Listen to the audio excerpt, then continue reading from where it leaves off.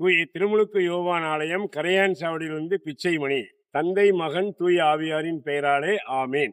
இன்று இறைவசனங்கள் எபிரேயருக்கு எழுதப்பட்ட திருமுகத்திலிருந்து வாசகம், பிரிவு 13, இறை சொற்றொடர்கள் 1 முதல் 5 முடிய.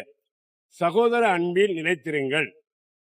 அந்நியரை வரவேற்று விருந்தோம்ப மறவாதீர்கள். இவ்வாறு விருந்தோம்பினால் தங்களை அறியாமலே வான தூதர்களை மகிழ்ச்சிப்படுத்தியது உண்டு. சிறைப்பட்டவர்களோடு தங்களும் சிறைப்பட்டவர்களாக எண்ணி அவர்களை நினைத்துக் கொள்ளுங்கள்.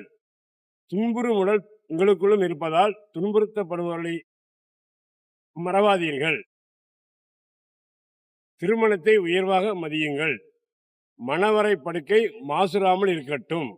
காமுகரும் விபச்சாரம் செய்வோரும் கடவுளின் தீர்ப்புக்கு ஆளாவர். பொருள் ஆசையை விலக்கி வாழுங்கள்.